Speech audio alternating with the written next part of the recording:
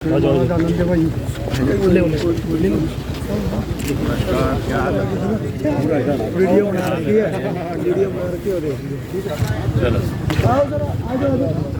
पर भी पर्चे दर्ज किए जा रहे हैं।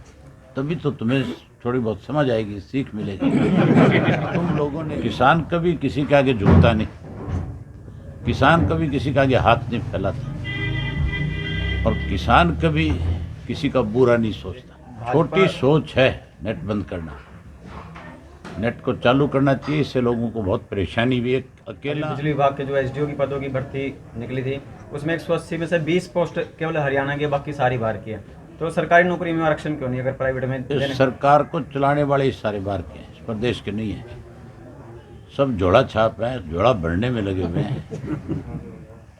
ठीक है विधायक जी, अब एलनाबाद से दोबारा से तैयारी होगी।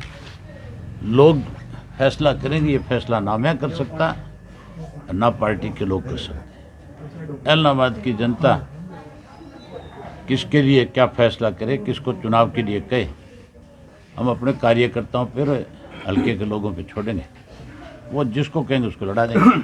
आपके इस्तीफे के बाद पार्टी को मजबूती मिली है? ये तू बता नहीं मेरे को मिली कि नहीं मिली। ये पार्टी की मजबूती के लिए नहीं दिया मैंने, ये इस्तीफा मैंने किसानों के हितों के लिए दिया है। मुझे पार्टी से ज़्यादा किसान का हित प्यारा है। बजट तो कैसे गरीब आदमी को और कमज़ोर किया जाए। जैसे 3 कृषि के बिल आए, उसी तरह का बजट आए। आज बजट में किसान के खेत में डलने वाली खाद पे जो सब्सिडी थी उसको कम कर दिया गया। उसके साथ साथ पेट्रोल और डीजल के दाम बढ़ा दिए गए। इस बजट में कहा तो ये गया कि किसान को मजबूत करने के लिए हमने कुछ सख्त कदम उठाए। सबसे बड़ा सख्त कदम जो है वो किसान के खिलाफ उठाया इस सरकार ने। 3 कृषि के कानून बना के, और अब मुझे लगता है कि जो मीडियम क्लास के लोग हैं, ये बजट उस मीडियम क्लास के आदमी पे बहुत भारी पड़ेगा। इससे सबसे बड़ा नुकसान जो है, जो मीडियम क्लास के लोग हैं उन पे पड़ेगा। गरीब तो पहले मरा हुआ है।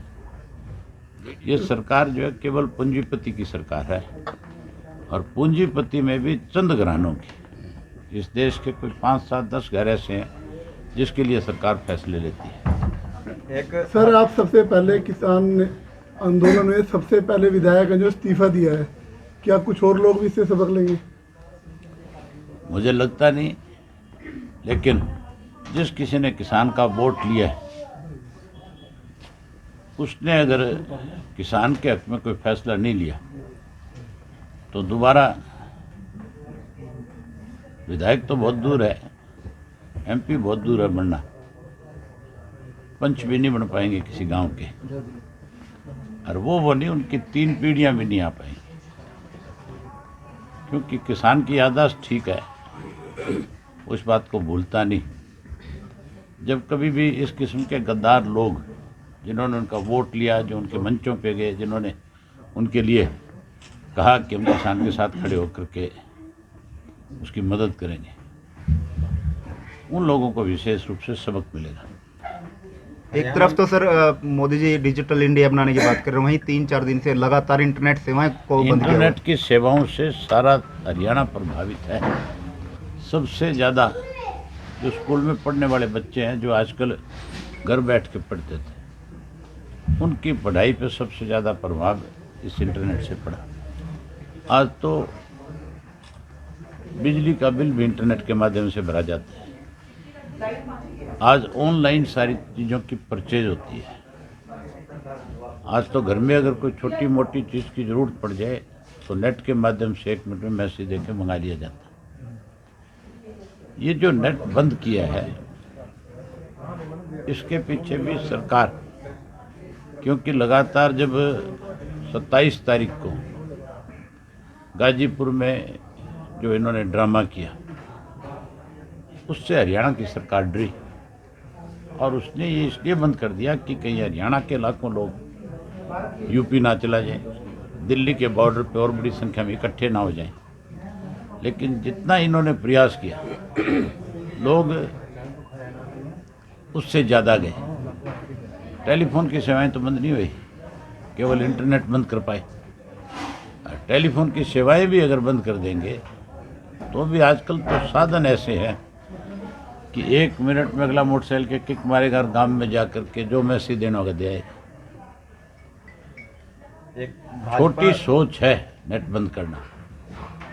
नेट को चालू करना चाहिए, इससे लोगों को बहुत परेशानी भी है। अकेला आंदोलन को दिक्कत नहीं, आंदोलन तो जो सारी चीज़ें बंद कर दें, रेल बंद कर दें, बस बंद कर दें, सारी सेवाएं इस तरह की बंद कर दें तो भी नहीं प्रभावित होगा। सर पत्रकारों पर भी पर्चे दर्ज किए जा रहे हैं।